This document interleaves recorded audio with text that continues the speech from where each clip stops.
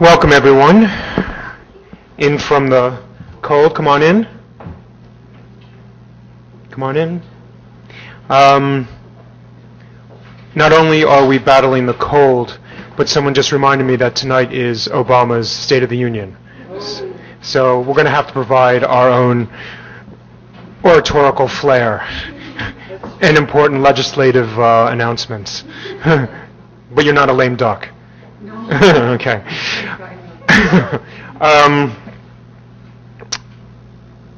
So welcome to the SVA. You all found your way here. And welcome more specifically to the MFA in Design Criticism, which is for those of you who don't normally come here, there are new faces. I'll just give you a very quick kind of synopsis of what we do here, which is very crudely where architectural history meets, I would say, material culture, meets maybe visual studies, meets narrative storytelling. I might be leaving out one or two kind of streams of influence, but we kind of swirl all that together with a specific emphasis on the meaning of objects and come up with a distinctive interdisciplinary course, which has proved to be both exciting, fruitful, and hopefully stimulating. And one of the benefits of the course is this series of lectures on Tuesday nights. And normally, someone named Alice Twemlow would be standing here, who is our super articulate British chair. But she has just been in London where she defended her PhD successfully. So she is now Dr. Twemlow, and she's hopefully partying in her new doctor's identity, whatever that means. And you're stuck with me instead. And she's a very suave and practiced MC for these events. So I will try my best to follow in her footsteps. And the way it works is there are a couple more things I'll go through, and then I'll introduce the speaker, and we will have a brief chat for about 5 or 10 minutes at the most, and then I'll open up the questions first to our students and then to everyone generally. Oh yeah, and I'm Adam Harrison Levy. So this is our spring lineup of lectures, and they're Tuesday nights. And as you can see, there's some kind of really interesting, quirky, and insightful, hopefully insightful, lectures coming up. If you miss any of them, you can catch them on our website. And there's a whole archive of lectures that have been happening for the last 3 years, and they're fascinating. Really extraordinary range of people who've been through this process and have stood at this podium.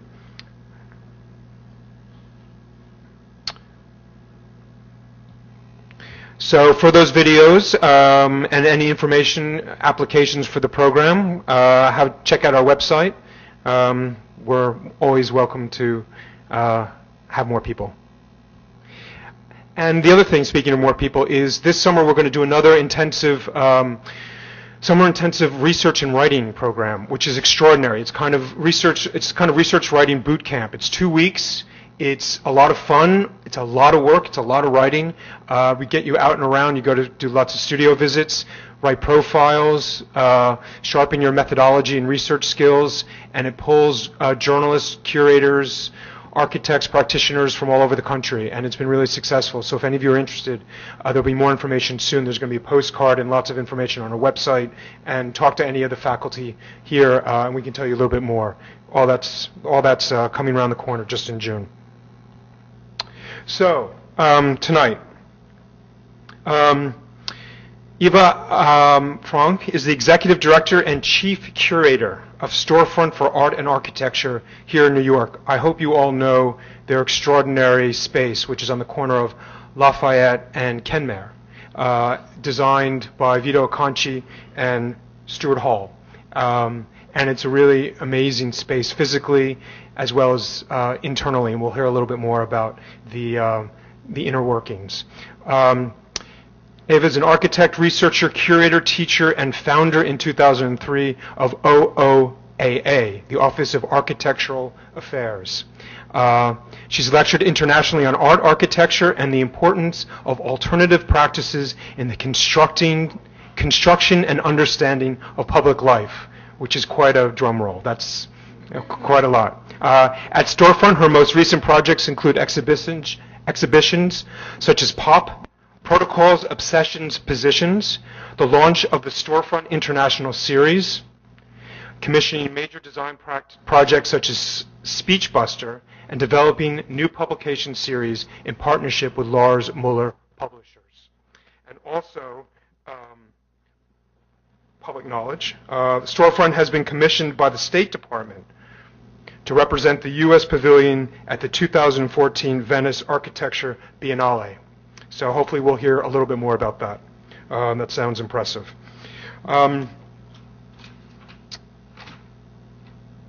So Eva has just flown in from freezing Chicago and has made it. And I think because of that and because of her upcoming lecture, I want to extend a warm welcome.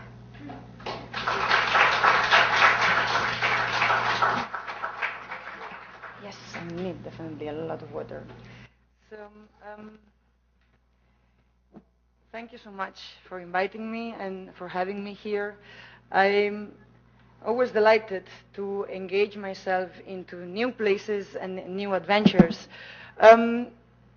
It's always interesting when someone tries to introduce you, and as I would say, as a good contemporary citizen, I always would refuse to be part of a club that would accept me as a member or of any definition that would try to capture me. So starting with that, and within the house of a place that understands certain ideas of the contemporary subject beyond disciplinary boundaries, I would like to start maybe by defining a certain taxonomy of subjects within the disciplines of architecture or art or any other professions that are out there, and that in a certain way poses the question of who we are and how we operate and who do we want to be as whatever society likes to label as such. I like to make very simple differentiations, and my first taxonomy starts with the idea that I think there are three types of individuals: the enablers, the iconographers, and the agitators. The enablers are the ones that like to think that they are facilitating, that they are making things happen, that they are in a certain way bringing the spirit of their own time and bringing collectives together. The problem of the enabler most of the times is that, driven just simply by that spirit, sometimes is extremely close to the dictator, in the sense that, not being aware of the ideological implications of those collectivities or of those forces already expressed within the collective realm, they don't question that which is given. And that act of enabling is actually an act of dictating in that very particular sense.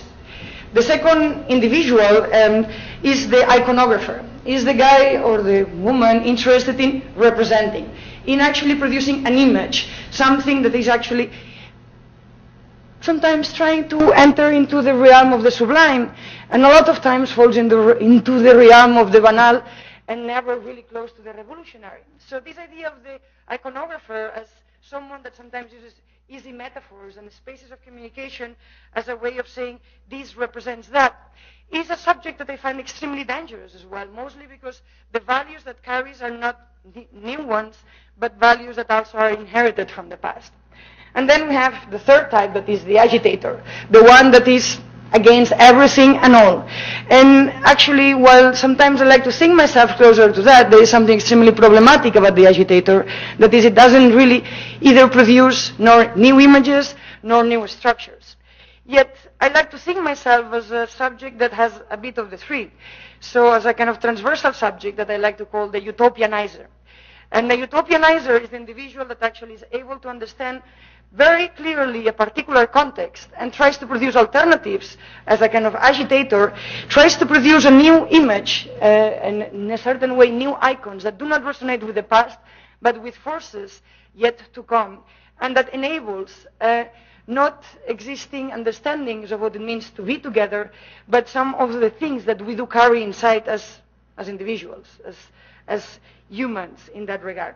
So with this introduction of who I would like to be, and I will try to explain how I try to be that utopianizer, this lecture was prepared in a moment in time when I actually had to give this lecture in December, where we were working with the project that we had just been commissioned by the State Department, that is Office US, the project we are going to be presenting in the Venice Pavilion, the American Pavilion at the Venice Biennale.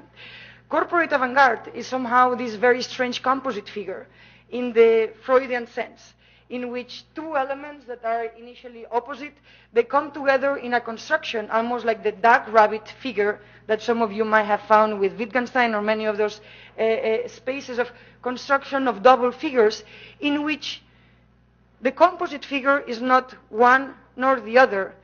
We can only flicker from one to the other, and it's extremely hard to figure out what is that duck rabbit that we see when we look into those two. How we try to construct a corporate avant-garde is something that for me is extremely important today. I'm an architect of training, and as architects we always have the duty and the responsibility to actually allow for the different forces within society to take place and take form. That kind of responsibility also comes with the possibility of freeing people from the structures and the, in a certain way, bonds that we have inherited. And that, in a certain way, is the act of disruption. Within technology, within innovation, within art, disruption has always been the driver, the thing that has been there as a common practice. Within, let's say, disciplines that are trying to establish a space of specialty or expertise, disruption is not understood as something that can be taught, but something that one carries. And I would say many years of teaching, and there weren't many, but they felt like many. I always say that I can teach you what it has been, but I'm interested in what could be. And that's something that is what every single individual carries, and what I'm interested in always unveiling in my now position as a curator or midwife or inquisitor of what is that we do as individuals for, let's say, the public realm that we all have acknowledged that we're going to serve. In order to do this task as a curator, I've tried to deploy and to develop an understanding of how do we develop instruments, how do we do our job. And I've constructed again another taxonomy that I like to call it, in this case, through three terms that we all know. One is the Trojan horse, the other one is the MacGuffin, and the third one is the curatorial object. And so the Trojan horse is this element that looks like one thing, but in fact is another. That inside carries something that is not supposed to be meant by its envelope. And in that sense, the action is always delayed in the space of performance, in the space of opening this book or that horse or that element that is able to carry a different message than the one that actually was identified initially. This is a book that when I was a student at Princeton, I used to send myself, or my family used to send myself, filled with jamón and bread and all kind of different things that at the time were not allowed by the Food and Administration and Regulation. And what that book made me think every time that was empty, and now that you can actually buy jamón in the España or any of these stores, is what I would fill this book with.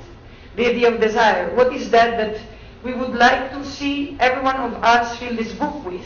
If we would send this book to Obama tonight, what he would fill it with, or what any one of us would do.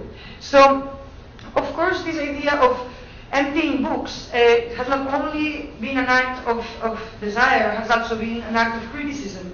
This was a magazine that was published at Princeton, and that I decided to empty, mostly because I realized that sometimes we all have the desire to just have a publication, to have an act, to have something out there, yet the content sometimes is just simply the accumulation of a certain quantity of things. So this act of producing Trojan horses, sometimes the content of the Trojan horse is not something, but nothing. So the second object that I'm interested in is what I call these MacGuffins. And most of you probably might be familiar with what a MacGuffin is. Alfred Hitchcock, he was the one who coined this term. And for him, the idea that this piece of luggage that he would include within a close shot in that train, that he would actually focus all your attention, was trying to make that while you were focusing on a particular object, this piece of luggage would go into the top compartment. You would be looking to what is inside that piece of luggage, and then that luggage would never show up in the film again. It would never actually have played any role, but when you would finish the film, you would realize that the key scene where the crime had been committed was when you were looking into that piece of luggage. So the luggage, in that sense, what it does, it distracts. It produces space of attention that makes us realize of our habits and customs of looking into things in a way that we have been trained, while allowing other things to happen. So this idea of producing MacGuffins in a curatorial sense is how do we build on the customs, how do we build on those things that society is used to actually allow for other things to emerge in the side, in a way that the crime is being committed, while not everyone necessarily is conscious, yet at some point it emerges and makes everyone think and go back into that moment, into that luggage, into that image in the train that is going to play endlessly in the mind of everyone. So when we do this, what we do at the Storefront is use some events, and I will talk about that. We do Halloween parties, we do drawing shows, we do paellas. And so all these things, they are not just what they look like, but they try to be this act of disguising one thing in terms of another. And then the third one, we have the curatorial objects. And the curatorial objects are things that in and of themselves carry some of the message, yet they are not simply the message in themselves. So in that sense, I'm going to talk about some of the exhibitions that actually work in that similar aspect. So moving through this, I'm just going to talk about some of these elements, but I'm going to go back at the beginning of the institution that I'm representing, right? An institution that has been for 30 years trying to produce alternative visions of what it means to be an artist, to be an architect, or to be a citizen. Storefront was founded in 1982 as this, as simply the conglomeration of people from different disciplines to try to understand what is that we can contribute into the production of public life, beyond being architects or artists. I always say that the value of Storefront is not in the art and architecture, but in the end. And it is in that end that I actually feel a high resonance with what this institution tries to do. Storefront moved from a very small space into that triangular, iconic space that I hope most of you know. And that facade that has become its iconic representation was very much from the beginning a space of experimentation in which the idea of architecture and the idea of mediation and the idea of the gallery as a wall was constantly questioned and problematized as this installation that had toilets until something like this occurred. This installation was supposed to be there for 6 months. It was built without a permit. Still, we don't have a permit. And that's part of the tradition of the institution. We don't ask for permission, we ask for mercy. And every time that an artist or an architect or a citizen comes and says, if I would like to do something here, I always say, if you can do it elsewhere, you're better off doing it elsewhere. It takes us too much effort, we never have any money, and actually we are only interested in those things that no one else will allow you to do. Then we might help you in doing that. So as a place that really tries to push the boundaries and the limits of what canonical elements from a facade to notions of understanding of art is, we have been trying throughout our different directorships, and I say, yes, I'm the director, but I'm in a certain way the guardian of a ghost. The ghost of a storefront, that is the spirit that many people here in the audience carry probably better than I do, because they have known the place for many years about what it actually has addressed. Storefront is not only a place where, let's say, hipsters hang out, but a place where actually real issues have been brought up throughout its history, from homelessness to queer space. It has always been a place where issues that were delicate in its own time were being fleshed out through argumentations, and sometimes even through, obviously, art installations. So, to ask questions. So, yes, tonight Obama is actually speaking, but also Liz Diller and DSR and the people at MoMA are actually talking about their project, right? And so, this idea of trying to understand how architects or artists respond and contest some of the decisions that are happening in the city is part of what Storefront is and does.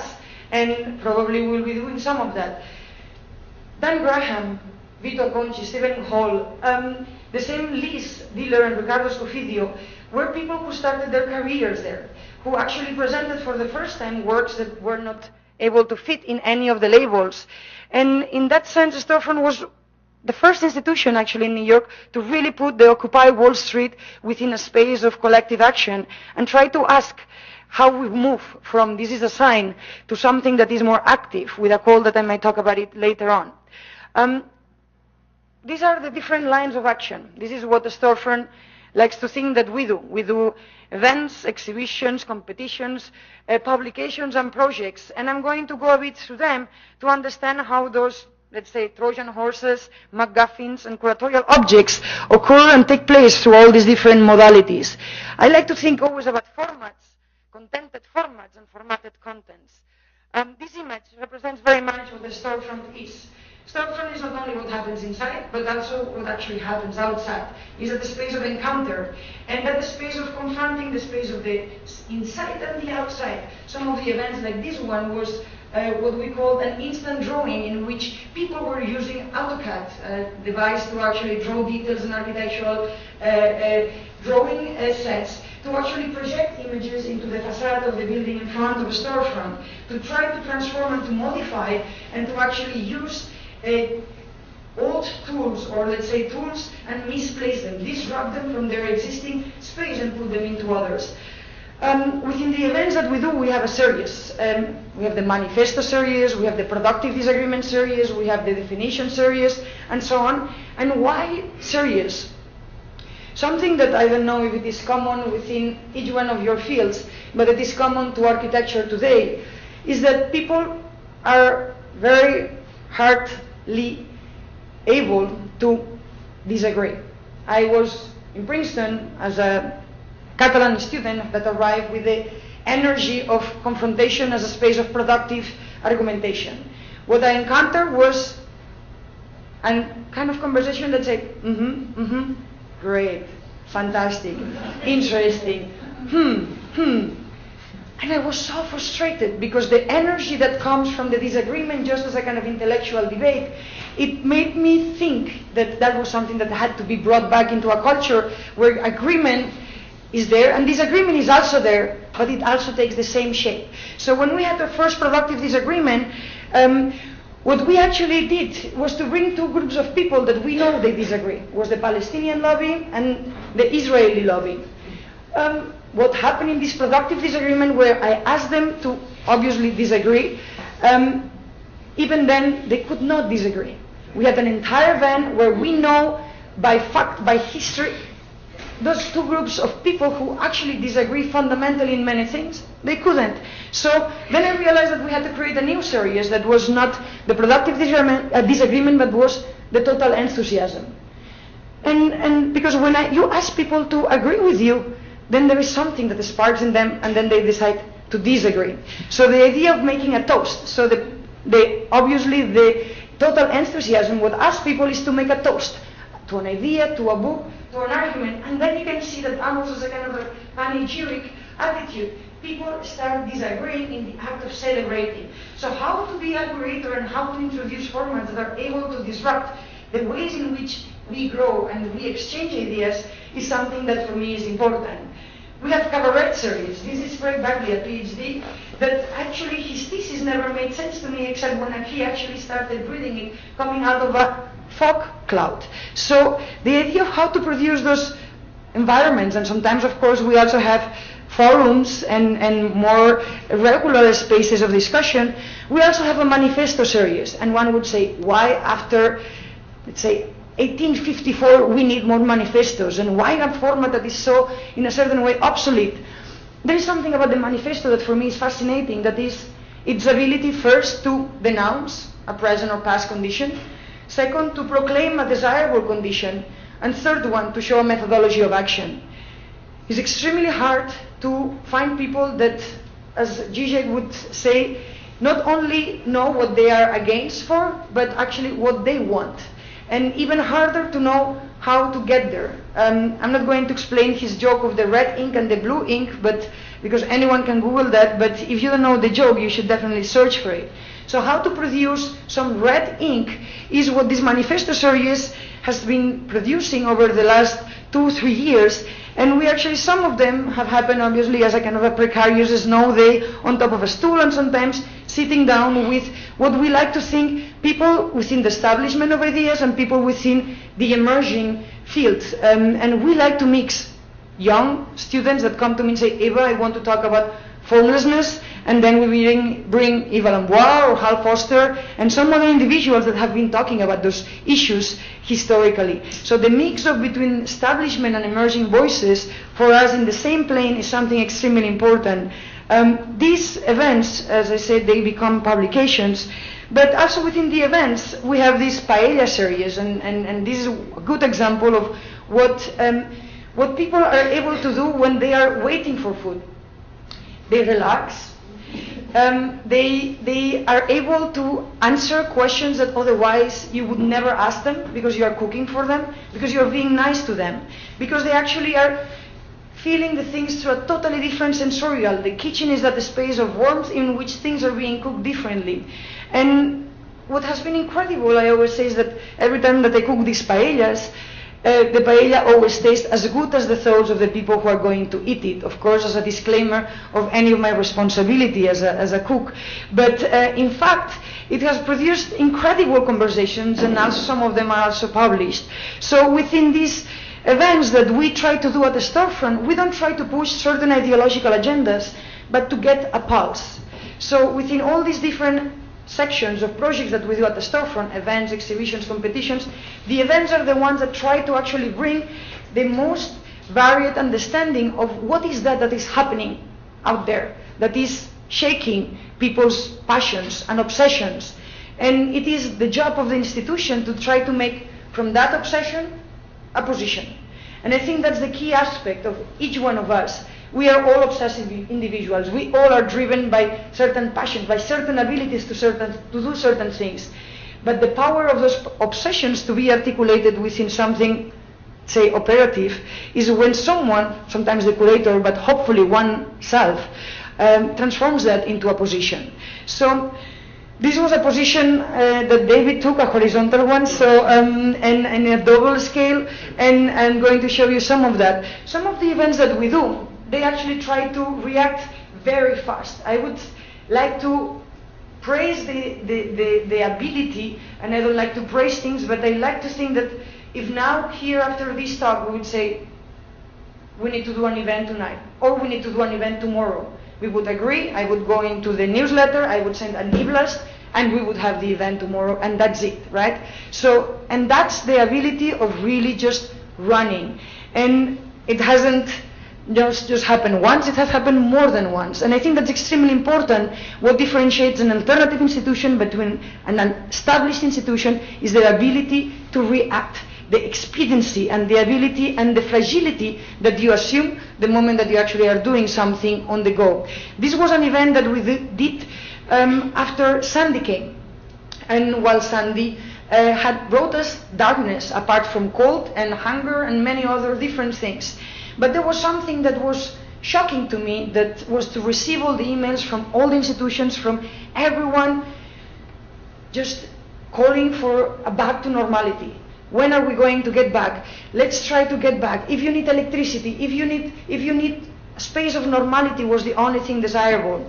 And so what I did, obviously, was to I rented a car and I decided to go around the entire dark side of the city. And I started walking through the streets. And I come from a place that usually is extremely dark during every single night. And I realized that there was an extreme beauty. There were 2 or 3 bars that I encountered to the candlelight. And the conversations that I had that night, they had never happened before. The attitudes that people had towards each other, they were extremely different from the ones that we had with light. And there was something extremely fascinating about that. So we decided to do an event that was in the dark.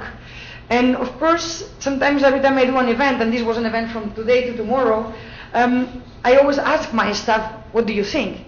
And people were like, whoa, I think it's extremely violent to actually celebrate the darkness when so many people are suffering from it.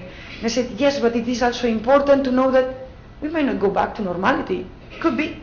And what would we do? We need to be able to think ourselves that our creative energy still exists even within the highest spaces of disaster. So that is something that I actually like to think, that to be able to envision the possibility of alternatives and of productive aspects even within what we can call a disaster, a disgrace, is important. So publications, and publications, there is something that for us has been running for many years, and it's funny that I actually did my work and I wrote many of them in here, so you can all take them afterwards. It has to do with this archaic document that is a newsprint, that is something that Keong started together with Shirin Neshat at the very beginning of Storefront as something that was supposed to inform people about what was happening. I don't open them. I receive them. I really don't open them. I don't even open my emails, obviously. But I like to keep them. And what is fascinating about this is that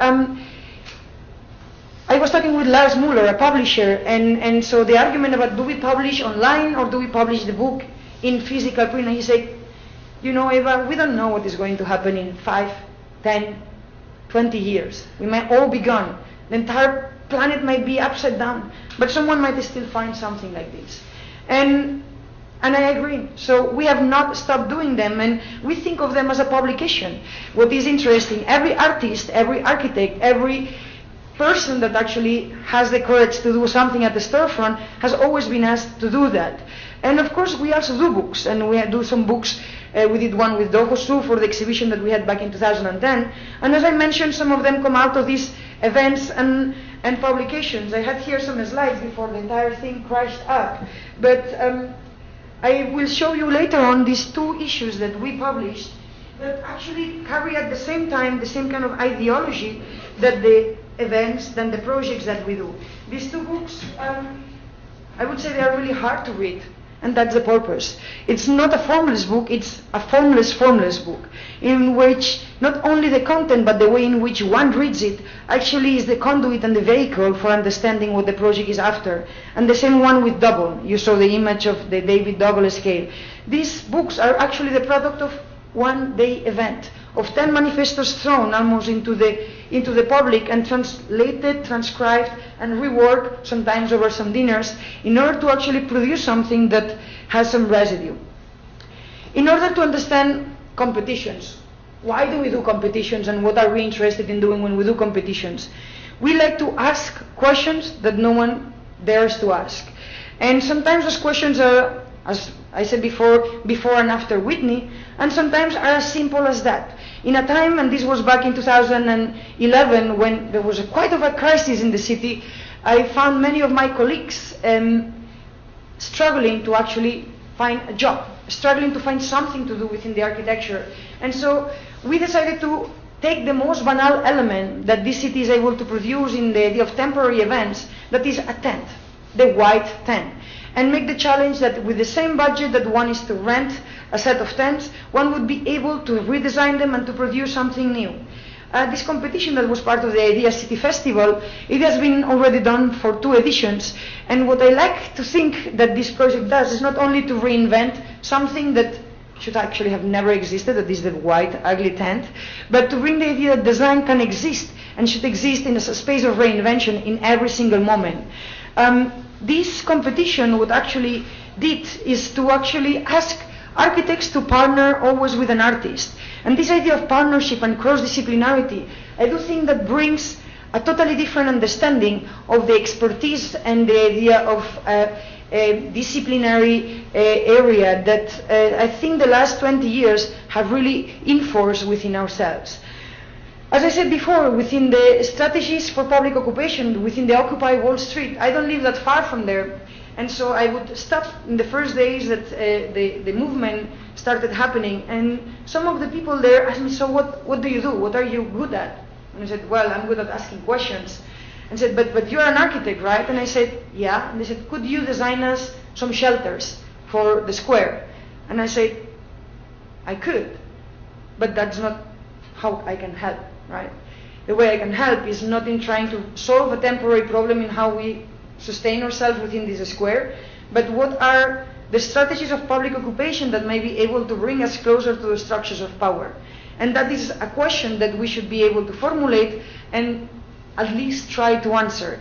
And so that's what we did. We did this call for submissions. We received 180 submissions, some of them in the realm of the sublime and some of them in the realm of the banal, but some of them extremely humorous. And I actually believe very much in the power of humor. And I do have some jokes, but I don't know if I will have the time to explain them later on. So what competitions actually try to do, as I say, is to ask questions to the point that we ask the question of the question. This is a competition of competitions, meaning if we were to write the brief that we would want to answer, if we were to ask Obama what should be the competition that he should run, or now de Blasio, what is the competition that the new mayor of New York should run, or what is the competition that the dean of this school should run. And this is sometimes not a question that we ask ourselves. We are very happy to participate, but we are very, very eager to respond and to give an answer to these questions that sometimes are formulated in an imitation way. We all might know that many mayors, they just do another opera house when they actually don't need an opera, or they do another civic center where they don't need a civic center, or they want another museum because they don't know what else they want. So to actually ask the question is, what is that we want as a society? I think it is a question that is extremely important. This is a competition that we received 80 submissions, and the jury has been delayed in trying to really articulate what are the questions that are relevant. And so we are going to try to bring those questions closer to the people that should make the decisions. And we go to the part of the exhibition that probably is what I would say most of the people know about the storefront. Exhibitions, for me in this case, are not the spaces of display, but are spaces of experimentation, where one can test and try to provoke visceral understandings of our relationship to space and canonical forms of understanding. Storefront has an extremely violent geography and geometry. It is in a place that obviously in the 80s was in the edges of what, let's say, the center of culture and society would be, and now is in the middle of a totally gentrified, commodified shopping area. So how the institution position itself as an object of estrangement within all the people that come through Saturdays and say, can I enter? Can I buy something? Is something that actually I always ask. There are many facades to the gallery. I always say that there are 3 types of visitors. The first one is the truck driver that has never ever stopped in New York, but comes from the Williamsburg Bridge and is going to the Holland Tunnel, and the guy is driving his truck, and he actually is driving, and then you can see he smiles, and he looks, and he takes his camera, and then suddenly he's honking him from the back. So that's for me already the first visitor. Then we have the second one, that is the shopper that just passes by and has a glimpse and looks and stops. And then you have the guy who actually goes inside, meanders, and then we have the extremely rare visitor that is going to go against the noise and the cold and the violence of the space and spend 3 hours in order to see every single object that is within the exhibition.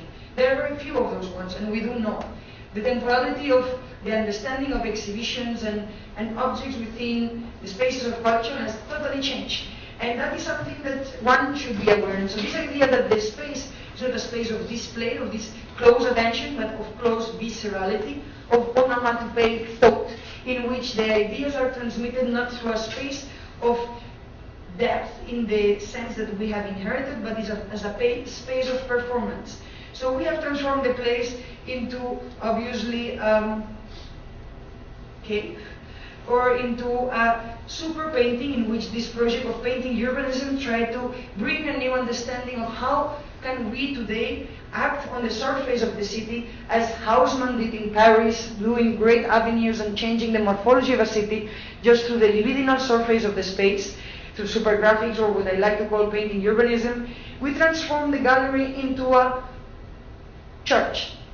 Sacred Spaces in Profane Buildings was a project that actually what it did was to collect and to unveil all these different spaces of worship that the city actually carries. Most of the times we like to think that we live in an almost secular place, or where many People of our own cultural surroundings are not engaged with those spaces of ideological construct. And so what we did was to produce an atlas. Matilde Casani, the artist behind this project, spent 3 months researching throughout the city, and we made an open call and we constructed the geography of sacred spaces in profane buildings, from parking lots to rooftops to washing rooms.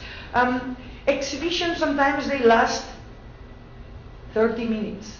Exhibitions, sometimes they last 3 months.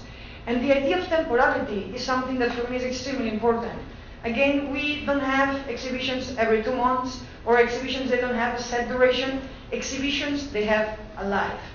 And so to understand the life of a project, the duration in which a project needs to actually occur and take place, it is important. Of course, there are other aspects in terms of human power and the idea of exposure, but we like to think that the project should just be there the time required and necessary for it to emerge. So this project was Pharmacophore Architectural Placebos by Seth Harrison and Ariane Lurie, together with dancers from the Merce Cunningham Dance Company before it actually broke down, and transformed the entire space into a performance scenario in which the audience was sitting within the gallery in this long wall, and the performers, first with the closed facade, were dancing into the audience. What occurred throughout the performance is that the dancers started opening the facade, and so that space of the onlooker versus the dancer got shifted in the moment in which outside the people who were passing by suddenly rendered the audience as part of the stage. So this gaze that was projected into the dancer suddenly was a double gaze in which the onlooker was being looked at. And so this idea that the culture is not something that we look at, but something that we construct through our own gaze and through our own watching, is something that this exhibition, performance, installation did. And I think it is important to produce these spaces of reflection. This was the installation for the strategies of public occupation, of urban occupation, where these 100 and something proposals were hanging from our consciousness from the ceiling in an exhibition that we had a budget of $3,000. So, of course, resources are always scarce, but that is part of who we actually are. But I like to show this as an image of an exhibition. The connections that occur at the storefront historically have been more important, I would say, than anything that we produce. And we like to think that it is not only about the exhibitions, the book, and the contents, but about the people that we connect. And sometimes we do that through objects like this one. Why this is a curatorial object? This was an exhibition that was called Archizines. It was bringing little magazines into the gallery. This exhibition, I saw it in London, and they were displayed in these wooden tables where people could open and very nicely look carefully into the object in display. I was really not interested in that. I was interested in making a landscape in which, when people would enter, these things were little sticks in which the magazines were like hanging from. You would walk very carefully and you would touch, and the book would actually do like. And we all feel that when that happens, it's like the book, right? And the book is something that is extremely important to actually feel and understand and actually hear the materiality, the pages, the sound, that space again of viscerality. So this exhibition was a performance. Was it a space of display? Sure. But it was not just to look into the content, it was to understand why in the year 2011 there is a return to publication that didn't only not come from like Clipper Stanford and Beatriz Colomina initial project on little magazines, but as something that actually takes that element into consideration. We do projects, and projects actually are things that happen outside of the gallery space.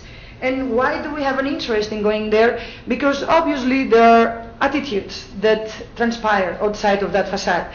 The Speechbuster, that is this truck, a milk truck that has an inflatable bubble. It's a project by Ram Labor, a Berlin-based collective, that actually what it does is to insert space in spaces where one is not supposed to have a space of enclosure or have a space of public arena.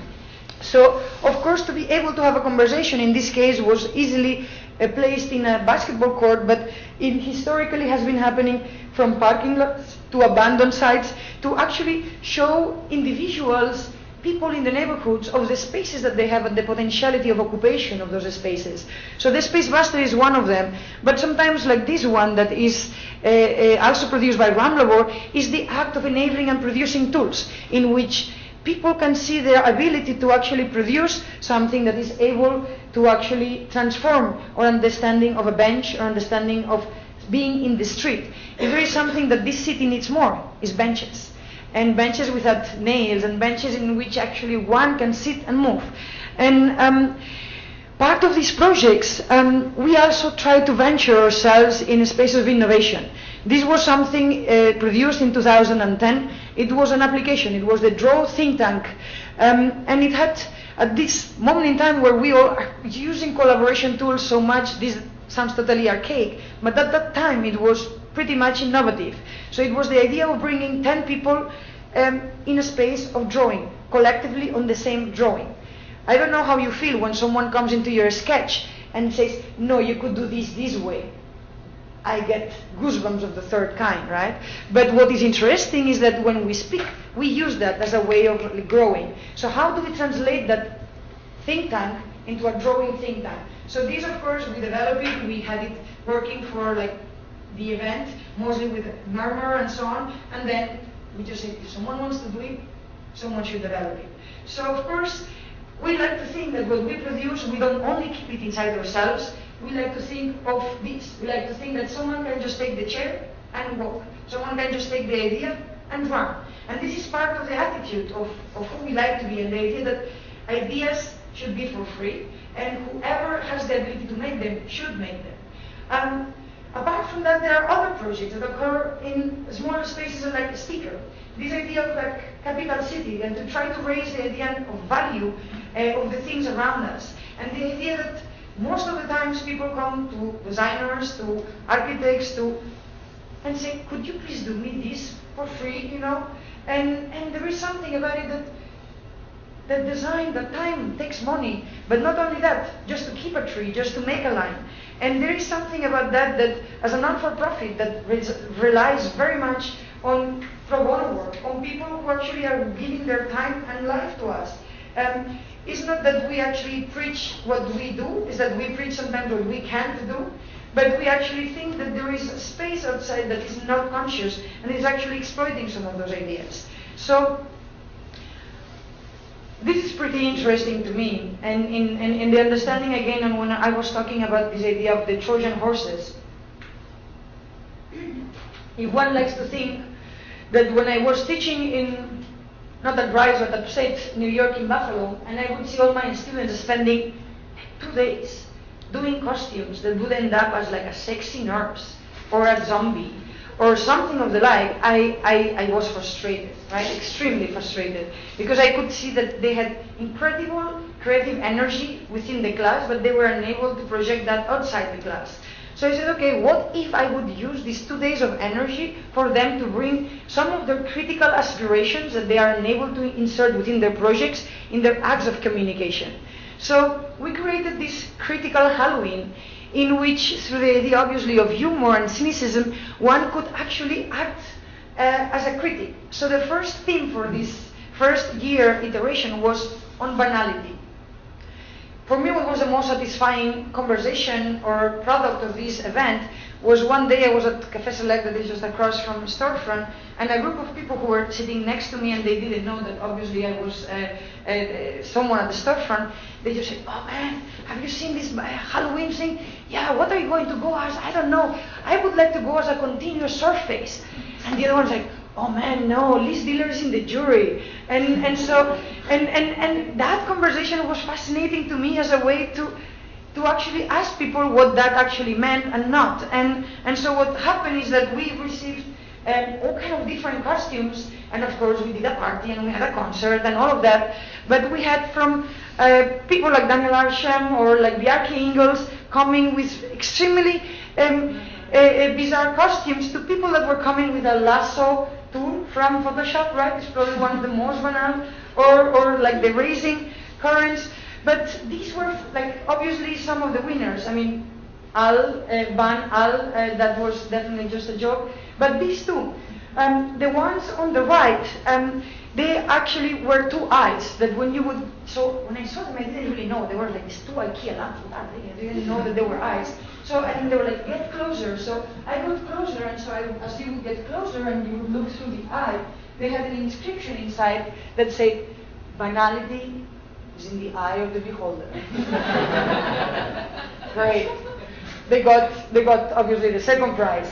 And then we had these two guys here, and so when I entered the space, I just didn't know what they were. I mean, they were kind of scary and creepy. And they were sitting there like, is he Jefferson? Who is he? And he's killing them. I mean, I didn't really understand what they were. So what actually happened when they stood up and when everyone enters, they asked to give a title to their costume. And so when we were in the jury room, we saw, and they were the scalies, right? Those little figures that every single architect puts in their models representing the subject, right, that is supposed to inhabit. So, and of course, those scalies are still these white dudes with the umbrella, with the hat, the lady, and so on. So, yes, that's extremely banal. The idea of the construction of the subject that we use in our terms of representation, depicted through such, I love them. So of course they got the first prize. But projects actually have to do with many other things. We do pop-ups and we do conversations and we do projects that take over other different spaces. And I have 2 minutes left, and I think I'm just half the presentation, but that's okay. So what is going to be interesting about these projects is that you can all find them as well in our website, but things that we like to do at the Storefront is to support people who have initiatives that are entrepreneurs within what actually right now has been very much understood within Kickstarter as people who have ideas that do not have a direct understanding of support or a client. And so we have the Storefront Starter, in which we actually happily support and promote projects like the Plus Pool project that most of you might know, and if not, I encourage you all to look at. That is a platform that is designed by PlayLab and family as a space in which the water is filtered and we would be able to be swimming in this drifting pool within a river. So this is another aspect of a Storefront, and I've been talking about it very much, and it is the people. And what I like is that every single event that we do, we have some familiar faces, and yet we have totally different faces, totally different groups of people with totally different understandings of what they think they're going to encounter. And the idea is that at the end, Storefront doesn't make any sense without the people that have the curiosity for a space that constantly tries to redefine itself. And it is in that edge that I say that Storefront is a ghost, and that its audience is constantly changing, but it's always keeping in the young range of people. And when I say young, it's not about age, it's about the spirit. And so we had a residency this year that was younger than a Storefront, meaning younger than 30. But the description was people that are or feel younger than a Storefront, right? Because the idea of age and emerging is something that we constantly are unable to really formulate. So this idea of the people, and this is something that it's very strange. This is our membership dinner, but we do it every year, and we don't go into like a fancy place. We do those benefits too. But we sit down by the gallery, we get a food truck, and we all sit down in the gallery and have this kind of brotherhood space as a way to discuss ideas in a different setting than this one. And this is what I actually like. It's not that people sit comfortably. No, it's like when people are cramping, one on top of each other, in close proximity, smelling like, oh, what did you say? No, what did you hear? Whoa, what the fuck? And that is extremely important, right? So that's why the idea that the institution carries this violence acoustically, when you actually have a homeless that enters into the space and says, this is bullshit. That's incredible, because regardless if he understands or not, one is exposed to people who are not of the same kind, that are never going to dare to cross the door, to pass the guard, to take the elevator, to come in here and say, what are you saying?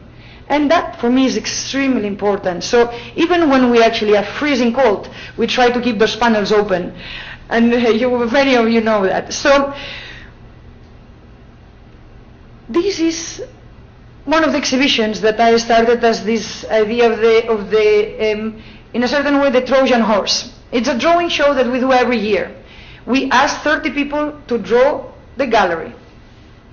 30 architects or artists, they are asked to just simply draw the space over and over with the same dimensions. And the first year, the theme was aesthetics and aesthetics. And why that theme? And these walls of this image that you see in here, what they are, in a certain way, are an abstraction of that kind of anesthetic decorum that we use in order to produce images. Green architecture. Here we have children as a sign of happiness. Of course, green architecture as a sign of ecology.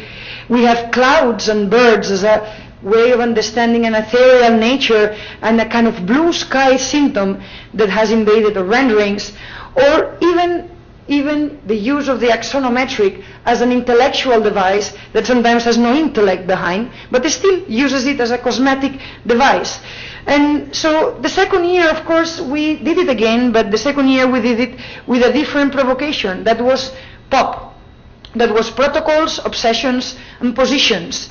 And so the idea is using Mies van der Rohe detail for the Barcelona pavilion, but using this pixelation of a position of a dot. The idea is that, and in this case we only asked architects, a drawing always in architectural discipline uses protocols of representation. But the only way that actually an architecture comes into being is by an obsession. But that obsession needs to have a position. So this pop, this new pop, is not just the pop that we knew, but a new pop. And this idea that we need to be able to understand again the protocols, the obsessions and the positions is part of the triad of what we do. So this is how the exhibitions more or less look at, extremely tame. Sometimes, of course, we put all this candy into the space, but we are interested in having people draw and represent. So this is the archive of a storefront. So this is a drawing that was sent to us where all the exhibitions of a storefront are accumulated as a building, as a mental building. Or some other drawings actually that represent the gallery are using the façade elements as not something vertical but as something horizontal, in which the same idea that if we can imagine a threshold that problematizes the inside and the outside, the public and the private, what would happen if we would do the same with the ground floor and we could create a kind of master plan that actually would understand that same idea. Or notions of scale, or something like this. This drawing is by Jürgen Mayer, and this drawing, as you can see here, is using the notation technique of drawing isolation foam in an architectural plan, but it's using it in a perspective.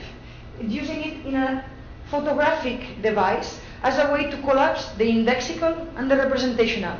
That collapse, right, in which you are seeing something that is not visible, but it is visible through its indexicality. I think it is a fascinating understanding of how we actually can draw. So what is even more interesting to me when we have this show is not only that you are looking into drawings, is that you are inside the space that actually is being looked at and that is looking back at you, so that you can understand what actually the drawer is trying to communicate. So of course some people say storefront is just but a mirror. It's not anything in and of itself, but that what actually is actually happening.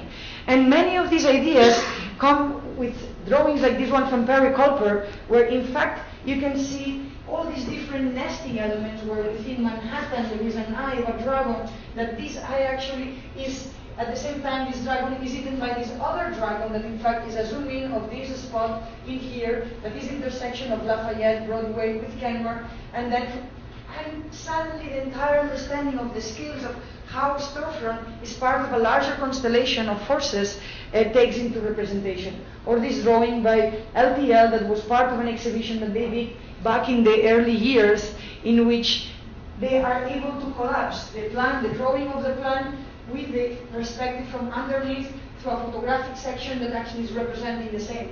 So the exercise of drawing and using representation as a way of generating ideas for us is extremely important. Or this one by Office, Kirsten Gears and David Van Severen, where storefront is just simply space that opens to this blue sky as almost as a sliver of an exception. Or this one by Jorge Otero Pailos that was an S that he took from a picture of the facade, the porous concrete facade that actually just was removed from a previous exhibition but still remains in there.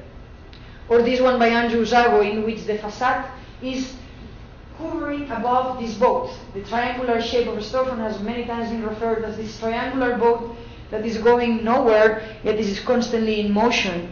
And what is fascinating is that the above grounds are like almost floating. The weight that it carries is floating, not even touching the institution as such. Is a bit in delay in relationship to the direction of the boat, and even the institution is floating in relationship to that. So how one actually gets those readings is something that for us is very important. I could go over and over and over, but I encourage you to actually just go into the website and look into these drawings, because they actually do like this one, where in fact they say, this is by Interborough, they say storefront is more or less 868 square feet, right? Probably is one of the smallest institutions in New York that is equal to the base of the Statue of Liberty, or a train wagon, or the terraces of one of the Trump towers. And so this idea of the comparative space that one occupies is interesting.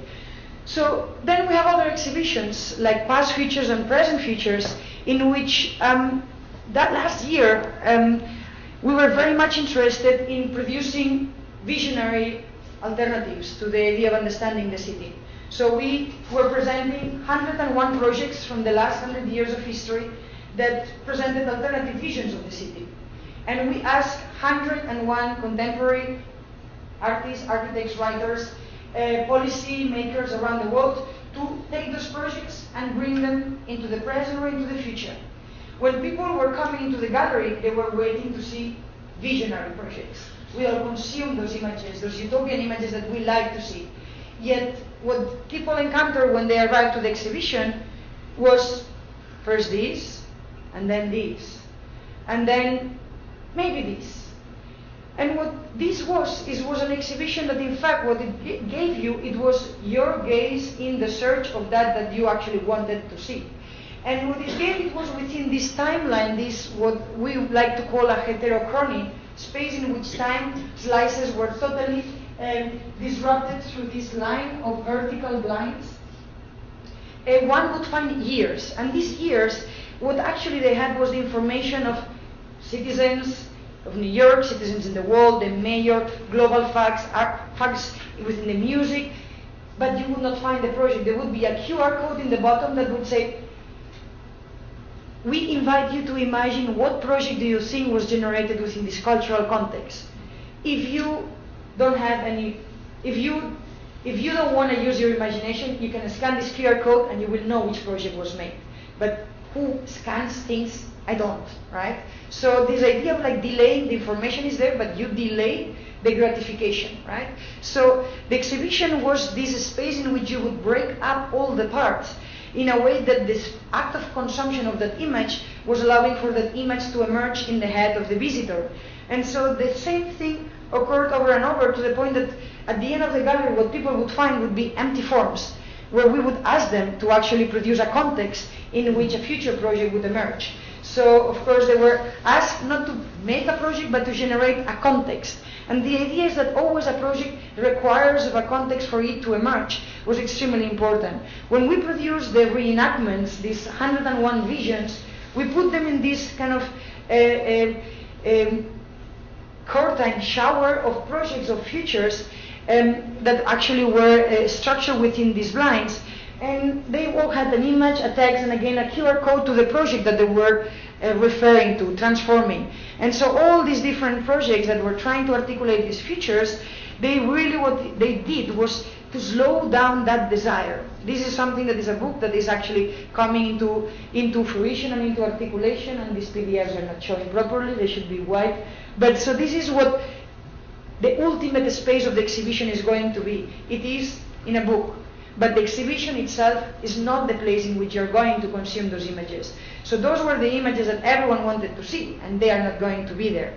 So the idea that what one does is to produce that delay, for me, is extremely important as a curator and as of course, the director of an institution that's supposed to question modes of representation. I'm going to trailblaze through many of those things. These are projects that we have commissioned. This table is the Speechbuster, similar to the Spacebuster. What they do is try to insert, again, space of dialogical exchange, but I want to talk about one new initiative that we started this year, the Storefront International Series. What we do with this, we go, many people, they ask, Eva, why don't you open a storefront in Santo Domingo, in Barcelona, in Moscow? And I say, well, we are not a Starbucks, nor a McDonald's, and the only way that we can understand what we do is by actually doing it, or by you telling us what you are as an alternative place. So we accepted finally to start going outside of our boundaries by doing the same type of events that we do at the storefront, the manifesto series, the productive disagreement series, and so on. So we went to the Dominican Republic, and so when we went there, what we did was to do three things. Together with local institutions was to identify contested sites within the entire country that represent unresolved issues within the cultural understanding and political understanding of the place. Second one was to identify issues, topics that concern the civil society at large. And the third one, to identify individuals who could contribute locally to the conversation of bringing those topics into the surface. So what we did as well is to bring what we call the external experts, that sometimes are just experts about being foreigners, to the context. I like to think always about the expert about nothingness. And so what we did is to do all kind of different events. The first event was on progress. And the first event took place in Punta Cana, in a place that is in the intersection of all the places where the workers of the high-end resorts and the people in the sugar plantations go to simply hang out, rest. But the place is a car wash, is a brothel, is a salsa place, it's a hairdresser, it's all of those things at the same time. And what was interesting about that site is that it condenses many of the societal conditions within the idea of labor and exploitation and so on. And we went there to talk about progress, because that's what people want to really go towards. And of course, progress as an illusion was something interesting to talk. We talked about many different issues, and so this was where some of the events took place. Some of them happened these were with filmmakers in one of the incredible Indomina film facilities. And so the idea of the reading images is something that we are very fascinated in doing. Some of these events, some of the local people, they didn't want to come because they thought it was dangerous, and they really refused to come until they saw that we were not going to change the location, so they came with their guards. And so this was next to a favela. And so we had people like this really looking at us like, what is going on in here? But one of the most radical events that, radical for us, was to go into the border from the DR and Haiti in a place that is called the Avant, that is a binational market. We went to this market, into the second floor, and what you find is this, is women sitting on top of bunches of clothing that have been sorted out. This is humanitarian aid that is being sent to the DR and to Haiti that actually doesn't find any other ways of distribution than just by actually being resold illegally in the markets. These women, who are mostly women, lying on those pieces of clothes, they are reselling them. They are not adding any value. They are not adding anything to it. Their eyes, they are lost in the horizon that is nowhere to be seen. And there is something extremely problematic because 50 non-for-profits are working in this area. And so how we understand the idea of contribution, of helping in something like this, I think is extremely important. And so that's what we did. Through 7 days, we went through the island, tried to actually figure out how to look and how to question some of our attitudes that sometimes in doing good, we are simply just behaving as neo-colonialists, and trying to really transform things sometimes takes more than that. We did the same in Lisbon when we were asked to be part of the Lisbon Triennale, and I said I'm going to be there by not being there, by getting out. So we talked about the elderly and a city that is aging. We were in this park with the old guys playing cards. We were in the stairs of some of these old abandoned spaces. We had a walking series as a kind of the reef where Kasia Krakowiak guided us through the sounds of the city, beyond the touristic understandings and visions of the city. We were in some of the iconic spaces that the expos live, understanding what is the contemporary angst for cities to become global centers through either global events like World Fair exhibitions or like World Championships, and if there is an idea of city making or city branding. And so some of these issues were really addressed as this. What we do as little nomads, we go, we put a little thing on the floor, we sit down, we put a camera, and we speak. And of course, we bring people and we talk and we engage. But it's very much a kind of impromptu conversation in which, like this one that was the last event, this is one of the paella series, we cook a paella in the middle of the square, in which what I did was to bring the curators of the Biennale and ask them, this event was called Feed the Void, right? And you ask someone that has been tasked with producing culture by the clock, right? Behave natural. Right? Now, be creative. How do you do that? How biennials afford the kind of intensity and proliferation of what is happening is, I think, is problematic. But so I was able to ask those questions, and very harsh ones, because I was cooking for them. So if you want to see the conversation, I actually really encourage you to go and look at it. It's online in our Vimeo platform and so on. So of course, in the place where they asked us to be, the only thing I did was to put a graffiti and say, get out. There is no sense to actually be inside. A project that we, and this is probably going to finish with this one, that we have and still you're able to apply for it, we are going to probably extend the deadline, is a criticism to biennials and to the act of actually forcing people to go into one single space where in fact most of the times the same work is seen, the same people, the usual suspects, in the same cocktail clothes, with the same conversations occur. And I'm saying this as someone who is the commissioner of the US Pavilion, or one of the curators, one of the 3 curators for the US Pavilion. So this is an idea that came at the same time that we were submitting for that proposal. So what this project is the worldwide storefront. So what we are asking is people around the world to actually submit proposals to be part of a project that is going to bring together 30, 10, 3, 400 different institutions yet to be formed of ideas of being alternative. So what we are asking people is to do 5 things. One is to produce a vision of what it means to be alternative within your context. Second one, how this vision is finding a place, meaning a location.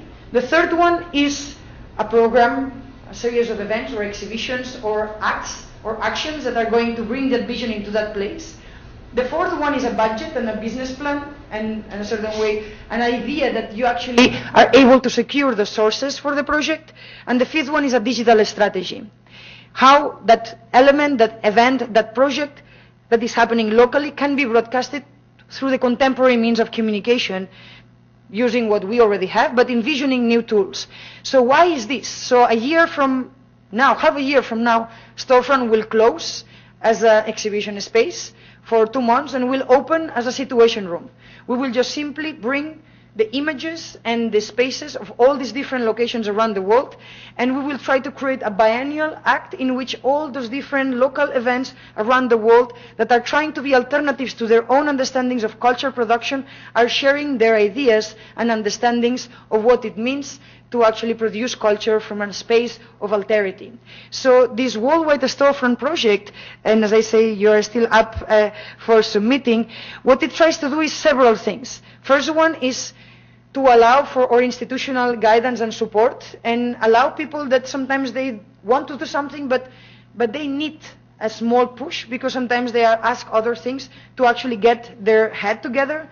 The second one is to be able to go into the local funding sources that sometimes when you say, can you give me $2,000 to do this? They're like, ugh. Say, can you give me $2,000? We are going to be in this global project and we are going to be part of this project at the Storefront in New York. Okay, I'm going to give you $2,000. So the idea is, how do you produce mechanisms that you make it easier for other people to start their projects? We help them. We are with them almost with when you learn to go with a bike. We put some of the wheels. We give $1,000, and after 2 months, we are out. Hopefully, we expect that something will have been generated and the thing will continue.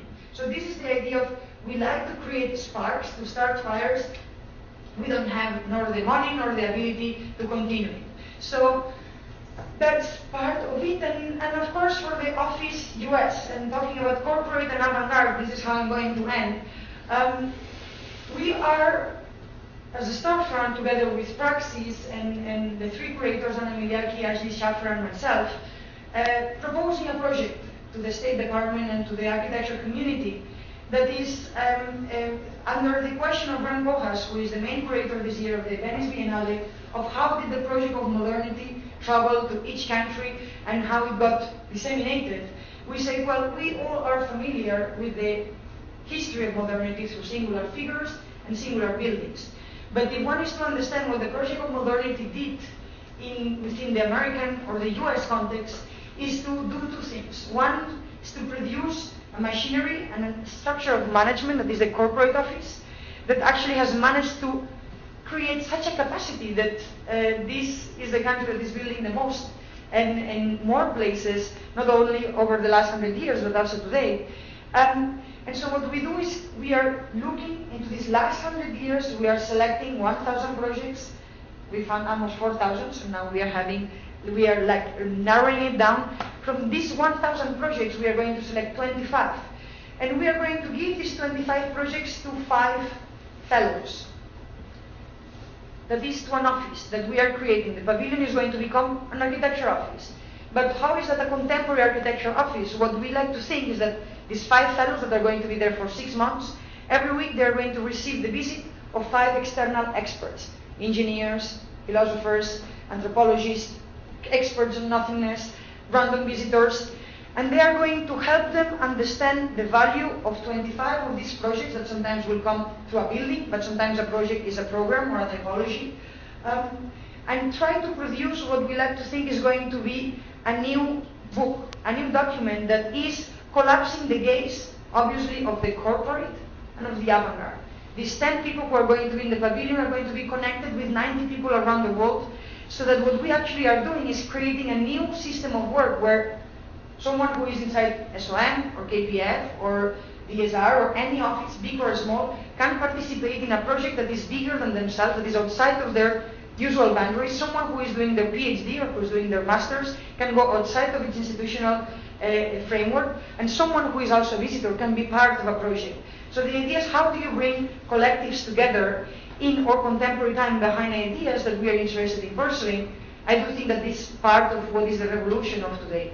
So every single revolution has always been about bringing larger collectives together. In a time where collectives are constructed in such a homogeneous way, I think that now it is not only larger collectives, but transversal collectives together. So with this idea of going from the spaces of corporate architecture to avant-garde architecture, from this corporate to avant-garde, this is what we are going to present. I invite you all to come to Venice. I invite you all to give and donate some money for the entire project, because we are fundraising like crazy. And as well to become members of Storefront. And I'm making this pledge because something that is important for you to know, Storefront relies extremely heavily in individual donations. $30, $40, $5, $5 million, I wish. But apart from that, I always say, like Warhol said, to make money is an art. And that's an art that I still don't master, but I do hope to do at some point. So I want to end up with this image that is from the last exhibition that we did, that was called Being, that was the 30th anniversary of a Storefront, and we have someone here who was part of our curatorial team. And it was a project that, more than an exhibition, was trying to depict what an institution is. And through a set of actions, we were Storefront for a few months. And part of that, what happened is that we managed to leave the basement. For 30 years, the offices of a Storefront were in the basement. We had the views of the underground. And this year, we entered the 20th century standards by moving offices above ground. So what we did was to actually open a new project within the Storefront. And this project was a TV studio. And so with this TV studio, that is something that I would like you to think that it's open to it. This was part of everything that we did this fall.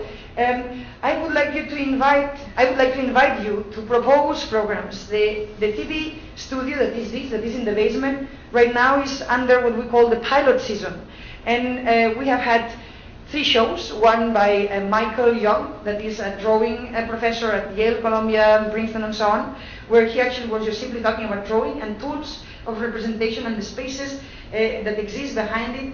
We had 10 artists in residency that tried to depict and construct different spaces through their own space of expertise. We had sweet mountains, and we had paellas, and we had obviously another Halloween, but we had cooking shows, not about cooking food, but about how food reacts after its transformations.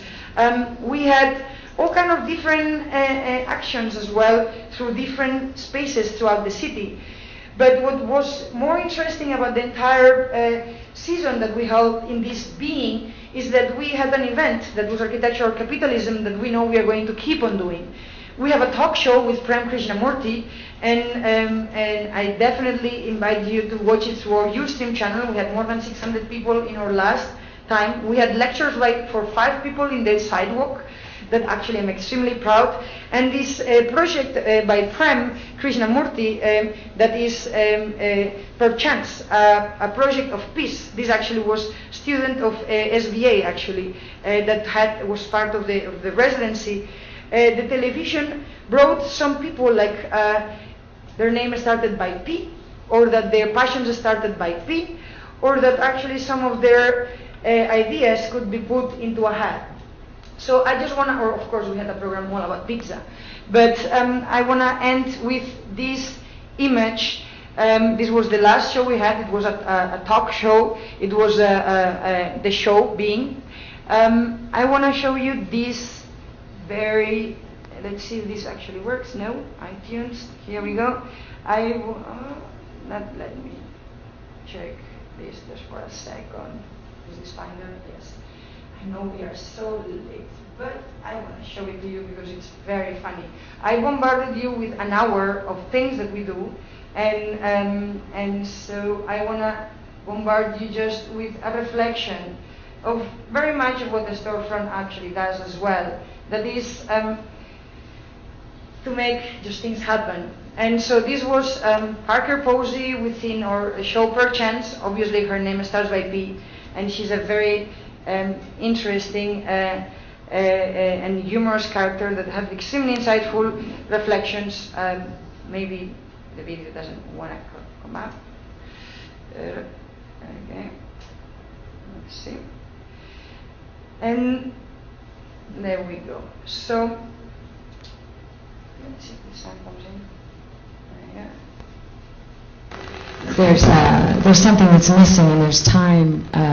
It takes time to make things that are meaningful and funny, and to create like an intimate atmosphere and get to know the people that you're working with. Well, yeah, I mean, it's true that all of these kinds of media have everything sped up so much that the idea of slowing it down seems like such an interesting idea these days. And finding things that are live on camera, you know, which is why this is great. It's so much fun to watch you do this. You're really great at it. And so yeah, how to capture that, because that's really what you want to capture in any kind of filmmaking or anything, really. We were talking about Dick Cavett earlier. It's like, who knows what they're... Oh, someone's here. Oh, who's here? Come in. Oh, wow, I saw her upstairs. Oh, that's so nice. I'm starving. Wait, what's going on here? Hi, would you like some falafel? I would love some, thank you. Do you have any hot sauce? Do you have any Baba some Ganoush, seltzer? actually? Oh my God, thank you. The idea is that Here. even within a Yeah, slowness let's go for it. Hey. and spontaneity, I'm a very Bergsonian person on that. I like to think that time is an illusion. As Einstein said, everything has happened. We are just making it happen slowly, and in a slower manner. And in that sense, every time that someone says, Eva, can you slow down? Like, what is speed, right? What does that mean? So we do that what we cannot avoid not doing. And this is our curse, and this is our virtue. And from here, I just invite you to come on February 14th, where we are opening an exhibition that is called Tough Love, where Sebastian Errázuriz, he's actually going to look into certain objects that look into extremely problematic acts within society, mostly within things that we expect justice to resolve, and yet justice doesn't. And so, as an artist, he is going to produce an exhibition that is a part of museum and part a design store, where you will find objects like Trevor Martin's shirt that was displayed in its trial as almost a kind of Macy's, a kind of action Christie's object, in which people can actually create, if you want, a fashion out of something that reminds us of some of the violence that we have around, and to contribute to the foundations that support that. Or we are going to have a jacket that is a jacket from a football player, that in the front is this beautiful red jacket and with a nice R in front, this white letter, and you can buy it for $100,000. If you turn the jacket in the back, this jacket says rapist. And so the funds, they actually go into funding the lawyer fees of someone that actually has been raped by allegedly a colleague, part of a soccer team, whose community doesn't accept nor want to think that that's a reality. And I don't know if you're familiar with a lot of the lobbying that is going on in colleges in this country of the heroes that sometimes have the license that they think they can get a degree, but also a woman out of their spaces. We are going to have a lot of issues, from homelessness to domestic violence, addressed in a very, I would say, fragile way. But what the exhibition does is that it puts into the view and into the spectator the burden of carrying within every single of our daily lives, that is almost as dressing up, as buying things, an act that is a bit higher than just the idea of the commodity, and that the commodity actually also can become something transformative within our society and life. So we can go from extremely serious matters to extremely funny matters, and this is where the value of humor and curatorial practice comes in. I just really would like to thank you for your time.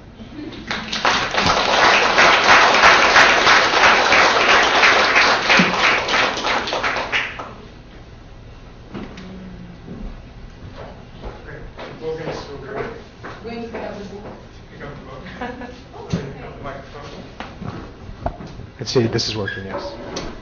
I think it's that last one. I got it.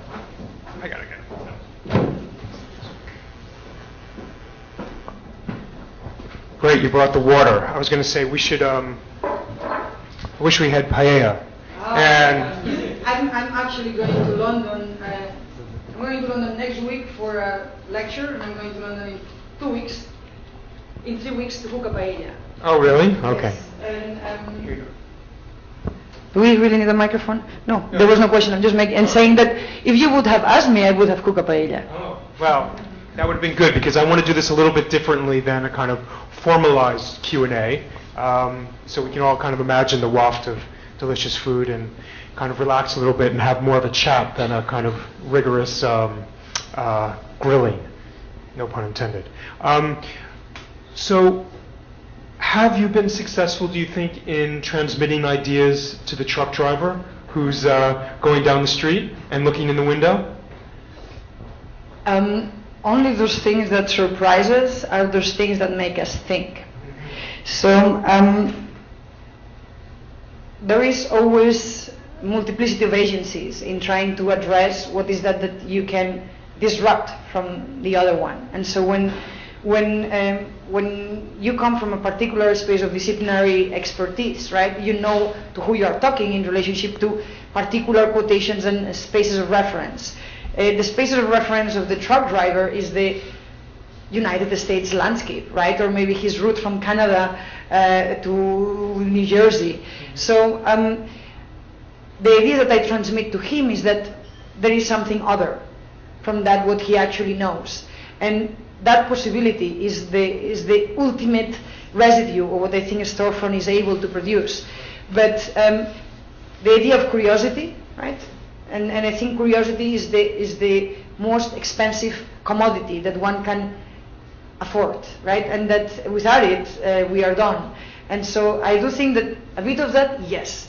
Always, not always, but that's the first act of seduction, right? It's the first advertisement, how to instigate curiosity, how to make him remember something to arrive today and say, today I was driving, and he will sit down with his wife and say, and there was this thing that was coming out of the facade.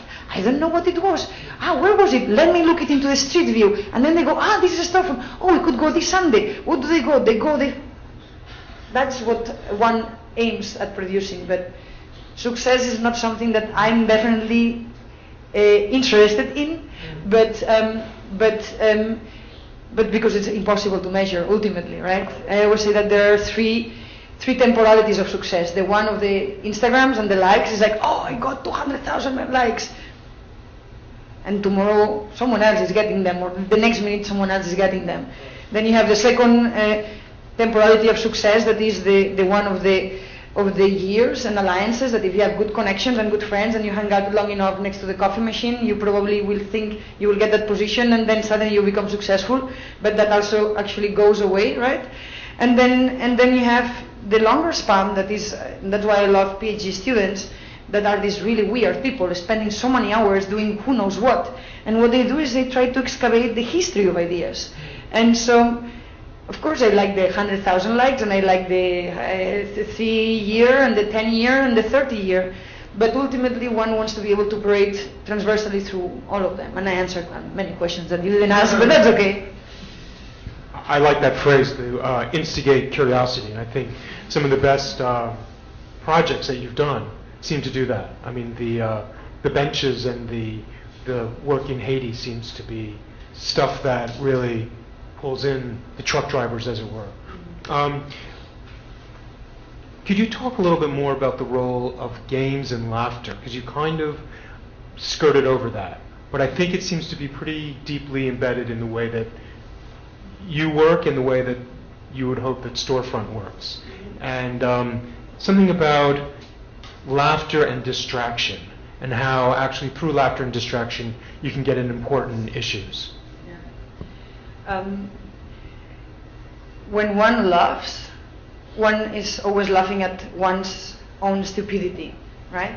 Yeah. And so there is an extremely interesting learning curve when someone tells you a joke or someone makes you laugh. It's because someone made you think that the ideas were going there, and in fact the ideas were here.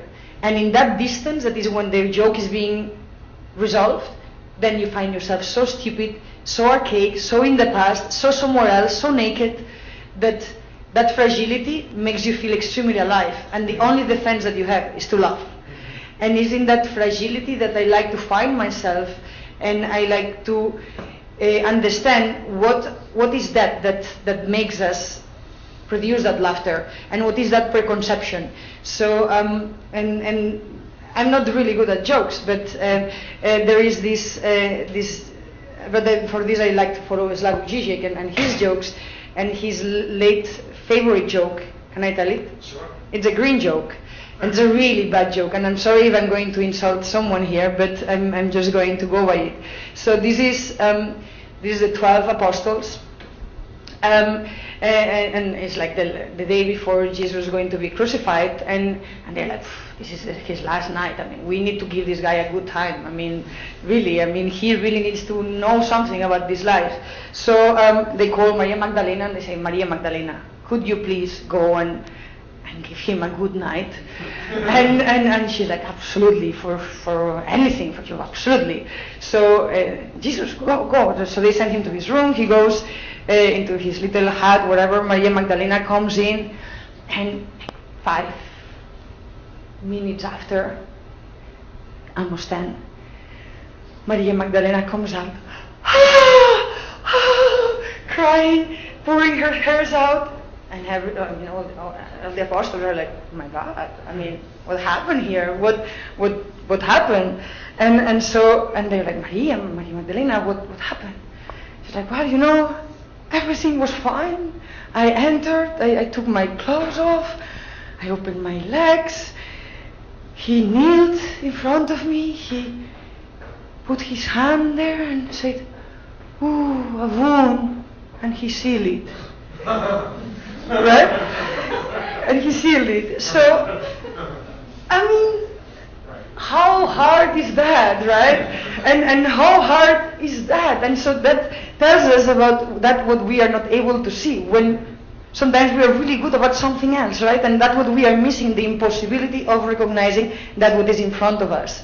And that kind of violence that can be exercised in the act of doing good as well. So, and this is something that I wouldn't know how to explain it better than with this joke, right? And so it's, and that's the power of laughter. And so the idea of distraction is a totally different one. Is that there is this Catalan poet that says, it is when I dream that I see clearly, right? And it is when I'm not thinking that I'm thinking. So it is a bit of that, because if I'm saying, as I said before, behave natural, whoa, you're done, right? So how to enact that? Because I do believe that as societal animals, we are constantly being indoctrinated to be very good at using language, at knowing history, about understanding our spaces of reference.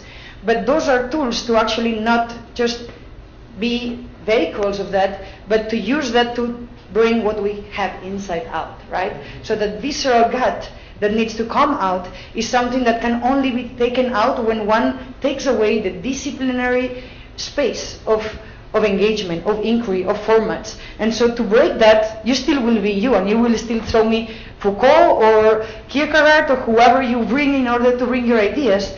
But if we do something else, then that might come in a different format. And that's something that for me is so much more interesting than just rehearsing and repeating history over in a trained manner just because we want to keep some status, right? So one last question for me, because I can tell that there are other questions that you're all burning to ask. And it comes sort of from your last answer. I mean, to be a little contentious, do you feel that the past always has to be disrupted? Because a lot of what you talked about is disruption and kind of rattling the cages. But is there continuity? Is there an importance to continuity in tradition? There is. That's a fact, right? It's an impossibility not to have continuity. We exist, like the idea of memory, right? And what happens when people that start losing their memory, suddenly they are somehow, it's one of the worst diseases, it's one of the biggest panic that we all have today, right? Losing our memory. We think that we lose ourselves. One of my more inner questions is, do we, right? And so the question is that in disruption, there is not oblivion, there is knowledge, right? So disruption is not breaking the past or forgetting or erasing it, is transforming it into a place that is better than the one that we have inherited. So disruption is not disruption for the sake of disruption. It's not just moving things around. It's moving the things in a way that brings us closest together to the best things that we can deliver. And I think that's why I say a utopianizer and not just an agitator, right? That's the distinction between the agitator that is just like, and the utopianizer that goes incisively and says, let's put the table diagonally and see how people move, right? And so that's the one. Okay, that's a good answer. I have more questions, but I think I'm going to open it up first to our SVA first-year students. First year, I was wondering if you could talk a little bit about the transition between the experiential and performance and discussion into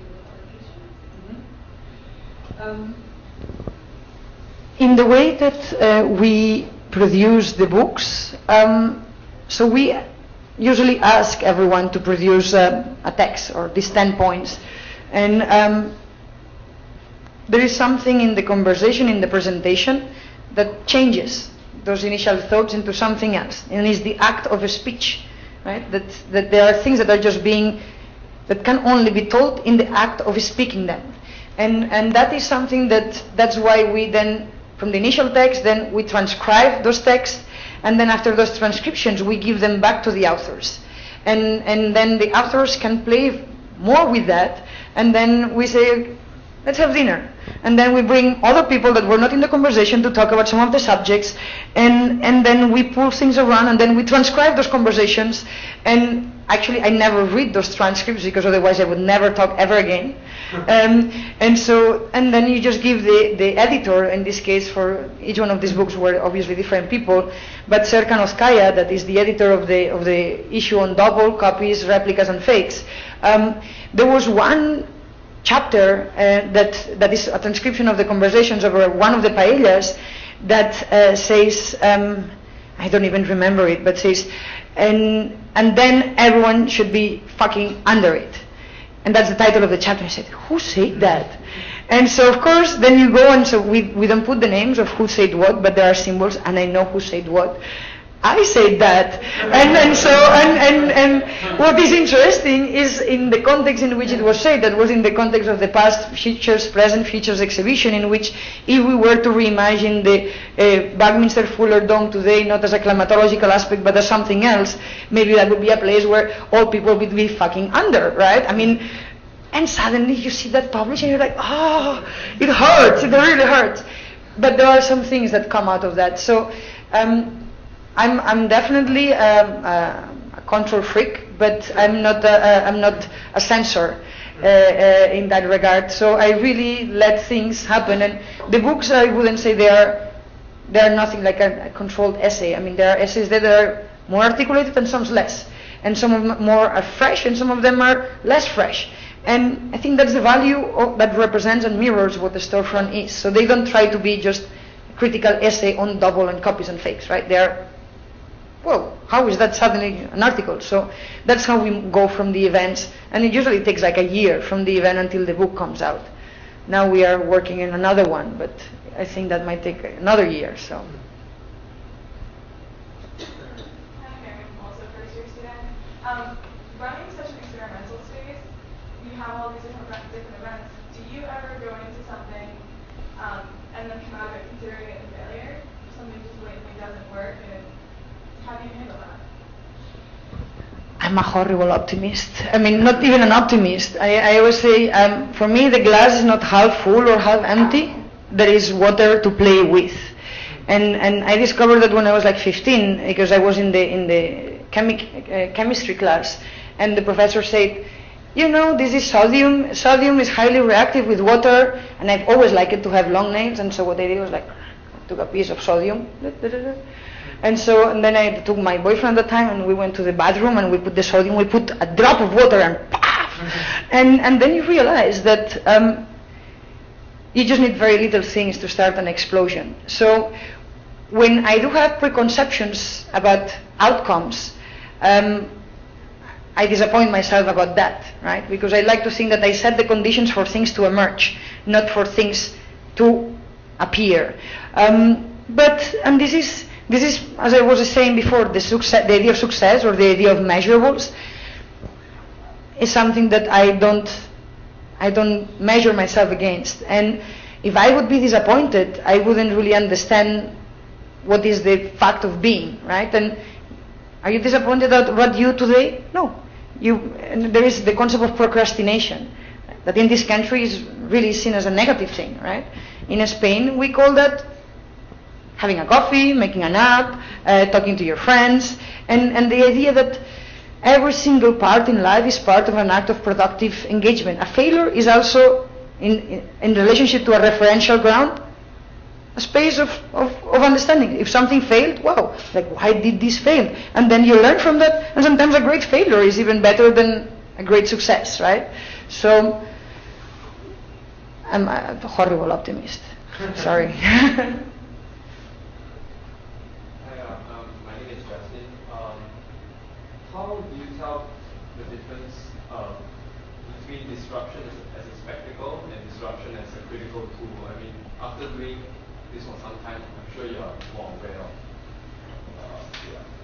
the idea of disruption as spectacle and disruption as critical. Yeah.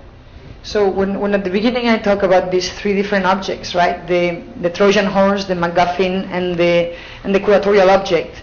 The curatorial object sometimes can come as a kind of spectacularization and forceful understanding of the disruption. meaning being really difficult, like, Eva, come on, can you make it easier just a bit, right? Or can you just like tame it down?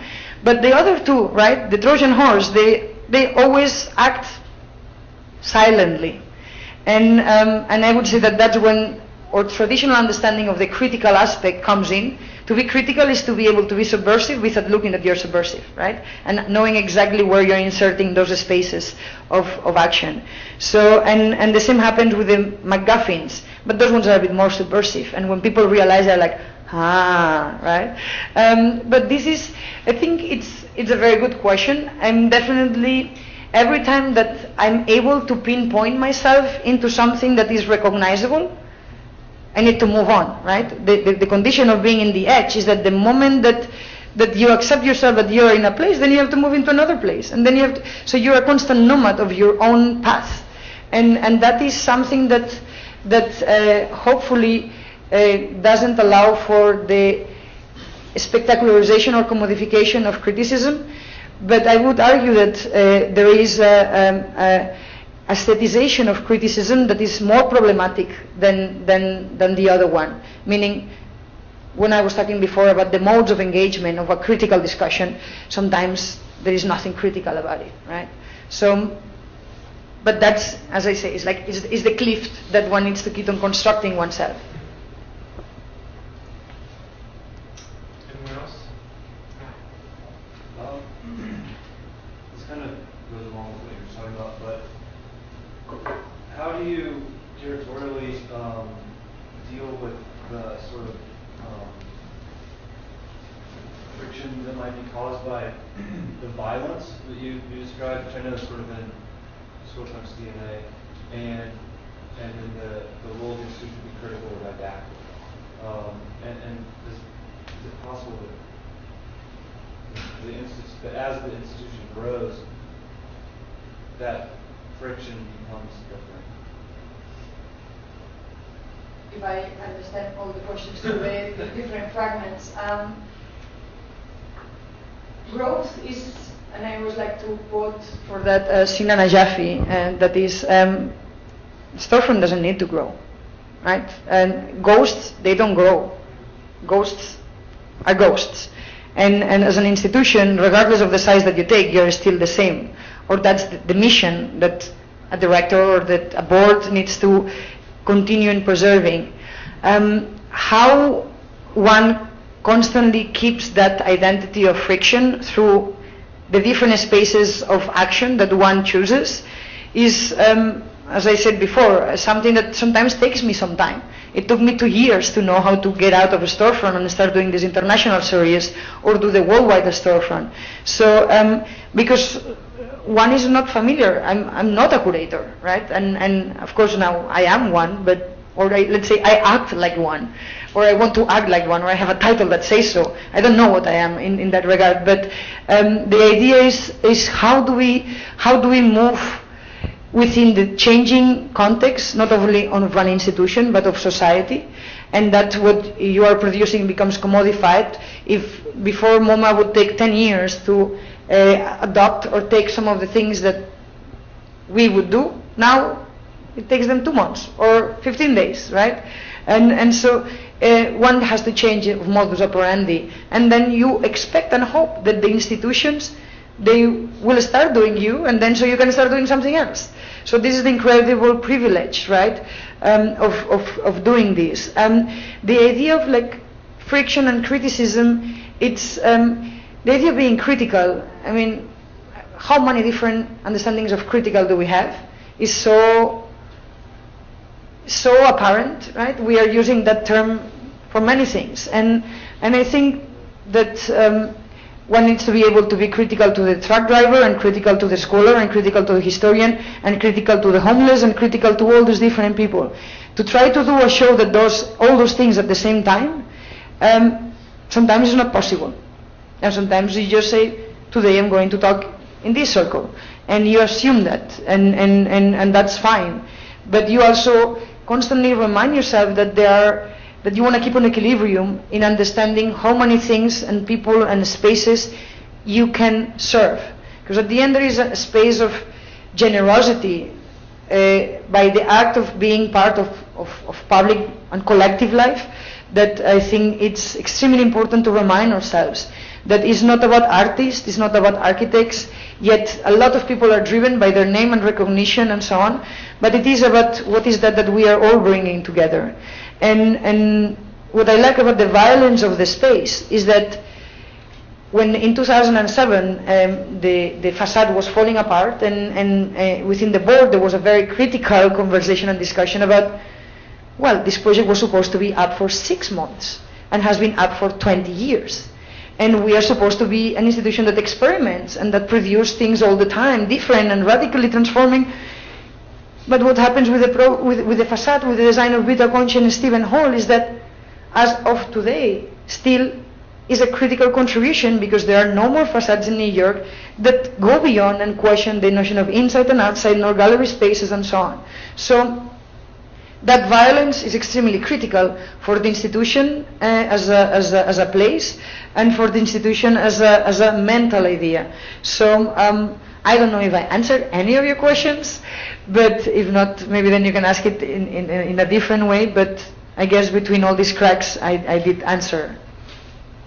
Yeah, I guess do you ever find that the institution, which is Storefront, that has this legacy of violence and performance and sort of a speculative space of discussion, ever overshadows what you're actually trying to say? Sure, like the language I'm using, or the gender I have, or the hair I have, everything overshadows everything else. And institutions carry ghosts, but that's where the idea of speaking and finding a voice is always fighting against the context of your own shadow, of your own condition, of your own legacy. And so everything overshadows who we are and what we do, but it is part of the context.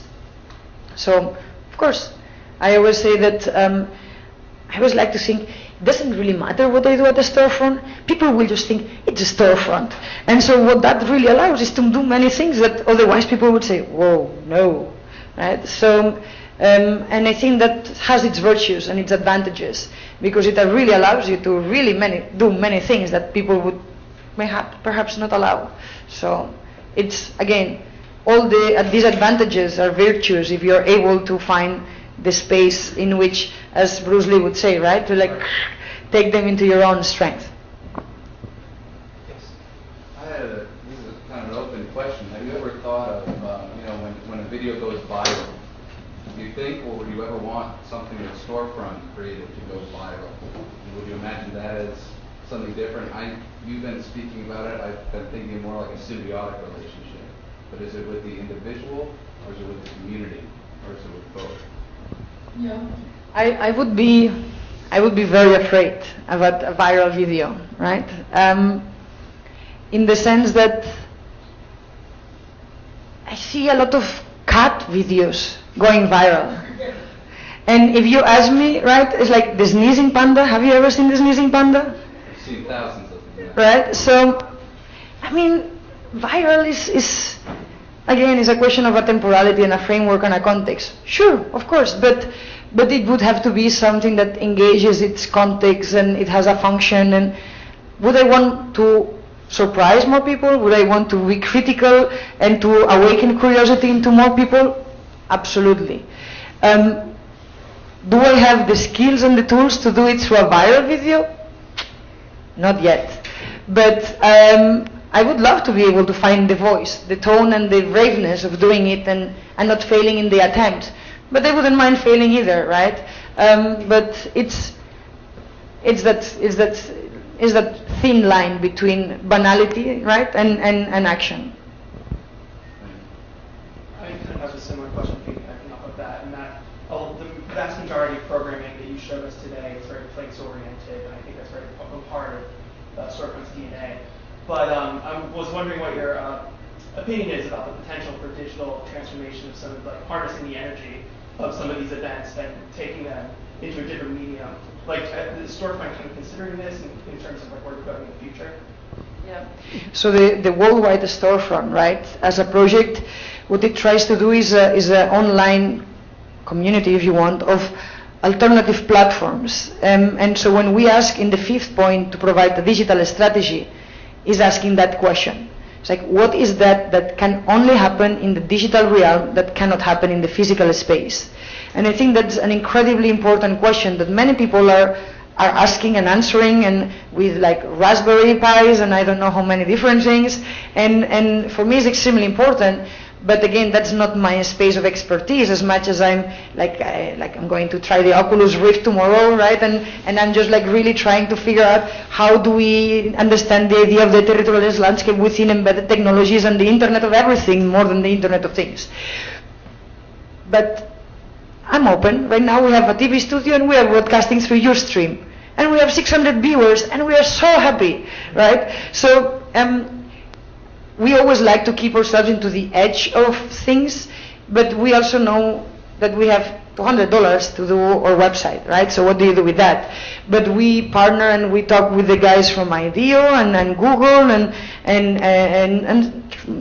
Barbarian Group and Control Group and try to bring the most interesting ideas into the institution. Even if we cannot make them, then we can ask someone else that can actually make them and say, you know, we don't have the funds, but you could actually be doing this. And so, yes, I think about it all the time, and it has to do with a lot of the things that we did in the DR, and there were like maybe 20, 30 people. Some of those conversations are incredible. And would I want someone to be able to capture them and bring them into a larger public? Absolutely. And so, of course, we have been talking with Creative Time, and they actually are very interested in things like this. So, and there are already existing platforms. And I think it is not done enough is the idea of the synergy between different institutions that already have an agility in mastering a certain audiences within the different mediums. And that's part of my job as well, right? To sit down and say, what can we do together, right? And try to produce those bridges, not among similars, but among differents, so that we actually can keep on growing those spaces of action. Well, we don't have a meal outside, but we do have wine and cheese and pretzels. So let's continue the conversation. Thank you so much.